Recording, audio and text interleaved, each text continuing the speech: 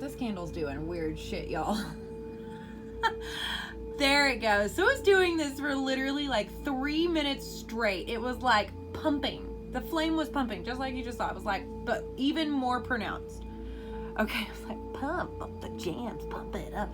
Like, and now it's just super solid. There's no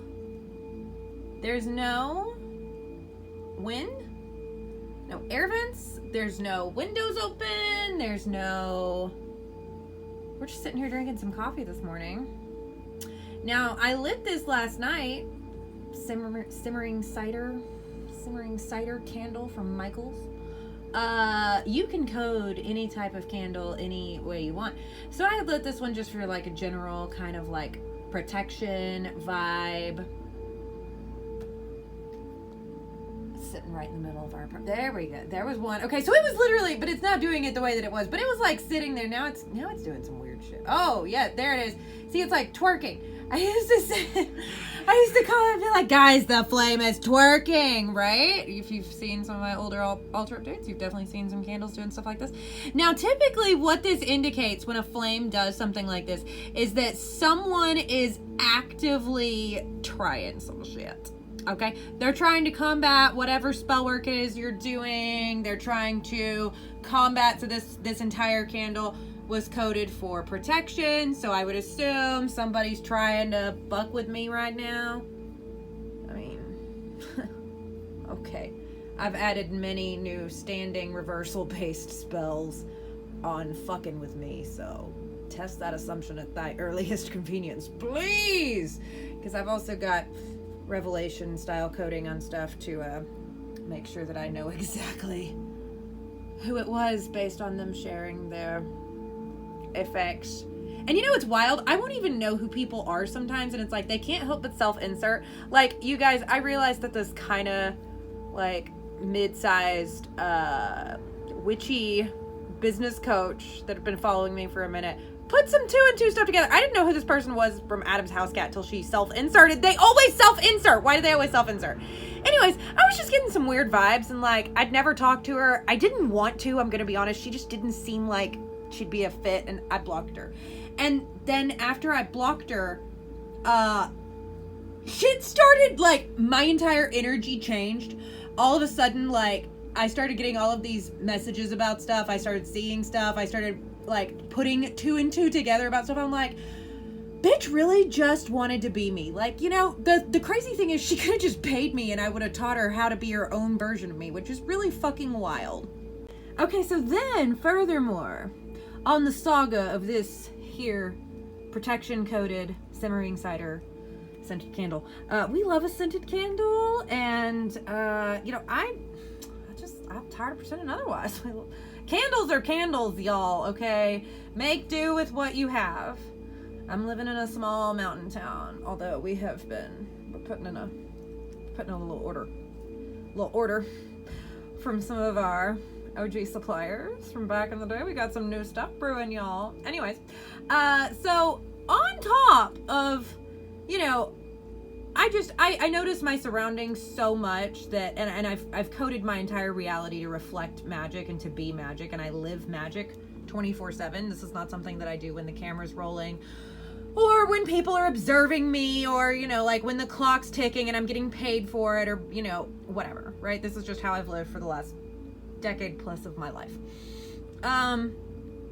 So on top of like, and I lit this at like 2 a.m. because the vibes were kind of weird, and I remember I bought scented candles yesterday. I was like, ooh, a scented candle. I was really excited. I was up. Were you up last night? What's today? The 15th? Monday. Yeah, the 15th. Yeah. So if you were up overnight between September 14th and September 15th, 2025, just tell me in the comments below, because we were up doing a bunch of shit. Michael was passed out. I mean, like, we collectively, like me and my witches, we were up. I've gotten reports. Everybody was up doing stuff. There were some shenanigans afoot interdimensionally on the magical planes of existence, and we were taking care of that.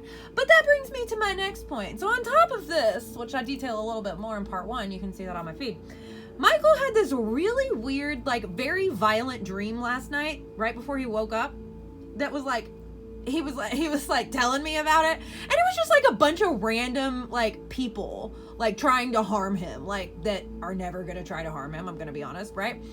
But it had this like weird, like almost like monster characteristic to it. Well, the strange thing about it is that the entire time he was telling me about this dream this morning while he was like making coffee and stuff, I was thinking about a dream that I had not long before. I want to say it was right around 4 years ago, because it was in 2021. It was not too long before I left Texas, and it was like, if you've ever heard me talk about the dream that I had where I was like just trying to get like a slice of pizza in this like restaurant, and then these guys came after me, and I was like, I'll just slice and dice you then, and then I just went back to eating the pizza, right? I told some of my clients about that back then. It was so funny. It was like a very involved dream. I remember I had like a full day of calls after that dream too, and so everybody just would hear about my wild dreams and my client calls. You know, people would be like, how are you? And I'd be like, bro, I'm mad fucked up. I had this crazy dream. On top of this candle, here it goes again. It's doing weird shit. There's no air on this thing, you guys. I'm the most air, and I'm behind the phone screen. So, on top of this stuff, yeah, Michael had this really weird dream, and then it reminded me of this like series of dreams that I had that I later established. They were either in a portion of Sirius, or they were in the Orionid Portal Zone to Sirius. Not sure which, because especially when you get into like portal zones in dreams, you know, you're like, well, I don't know if I'm in Andromeda 1, Andromeda 2, the Andromedan Portal Zone of Orion, the Andromedan Portal Zone of Sirius, the Andromedan Portal Zone of Hydra.